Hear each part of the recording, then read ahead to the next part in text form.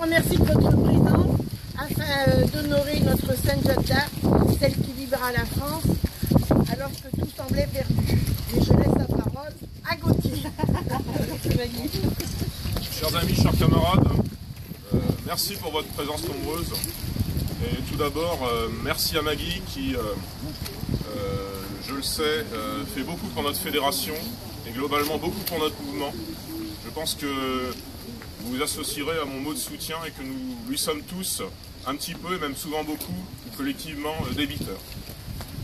La France, c'est une belle idée, mais c'est une idée qui ne peut plus exister quand des puissances concurrentes essayent de la contraindre, essayent de lui dire qu'elle, soit elle ne peut plus exister, soit elle ne peut exister selon des règles qu'elle n'a pas choisies. Je pense qu'il y a un certain nombre de lois, de règles, qui actuellement nous oppressent et que nous n'avons pas choisies. Parce que vous n'avez pas élu les gens qui ont dicté ces règles. Le destin de la France, à travers les âges, je pense que vous serez tous d'accord, c'est d'être indépendante. Parce qu'elle ne peut rayonner dans le monde que si elle choisit son destin chez elle. Et il y a un certain nombre de choses que nous ne choisissons plus. Et déjà au XVe siècle, sous Jeanne d'Arc, 1400 et quelques, durant les guerres de 100 ans, les guerres anglaises, où il y avait un envahisseur étranger, un petit peu comme maintenant, même si ce n'est pas... c'est la guerre économique, c'est autre chose. Mais déjà à l'époque, on ne pouvait choisir ses droits. Et on était un petit peu sous le joug de puissances étrangères que l'on ne souhaitait pas sur son sol. Jean-Marie Le Pen, dans un discours puissant, sincère, comme tous les ans, a fait un parallèle que je trouve très pertinent à 600 ans d'écart entre la situation de ces guerres anglaises et la situation actuelle, pas d'une guerre contre le monde, parce que nous sommes respectueux de tous les peuples, de toutes les civilisations.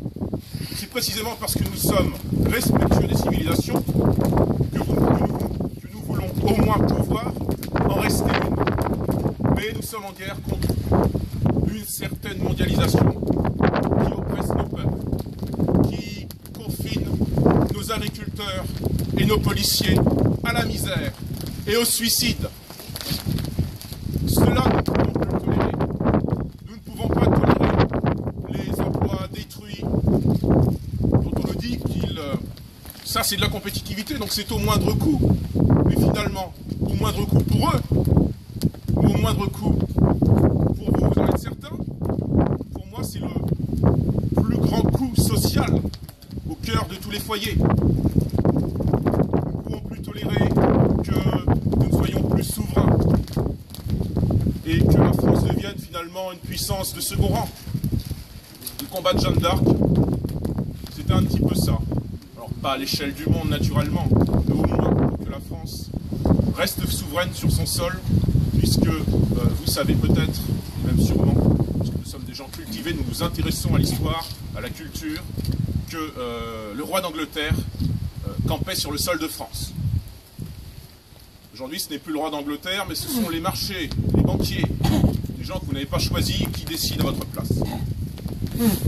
Alors je sais que les experts me refuseront le droit, et vous refuseront le droit de penser ce discours. Effectivement, ils sont dans leur certitude. Ils pensent que le peuple n'a plus le droit de parole, et en réalité, ils ne croient même plus au peuple. Quand on vous explique que la France, ça n'est pas un peuple, c'est un conglomérat d'on ne sait quoi, surtout de gens qui ne sont pas français, culturellement ou autres, comment voulez-vous que les gens aient conscience de faire peuple? Eh bien, c'est un petit peu la particularité de notre mouvement, et je crois que c'était la grande prescience de Jeanne d'Arc, c'est-à-dire sa capacité de sentir que, par son épopée, la France ferait peuple. Derrière un roi qu'elle a couronné, puisqu'à l'époque, il n'y avait plus de roi. Grâce à l'épopée de Jeanne d'Arc, nous avons eu un roi qui, certes, n'a pas gagné grâce à Jeanne d'Arc, puisque Jeanne d'Arc s'est sacrifiée sur le bûcher, mais qui, 30 ans après, a pu faire gagner la France. J'espère que nous pourrons faire gagner la France, et pas dans 30 ans.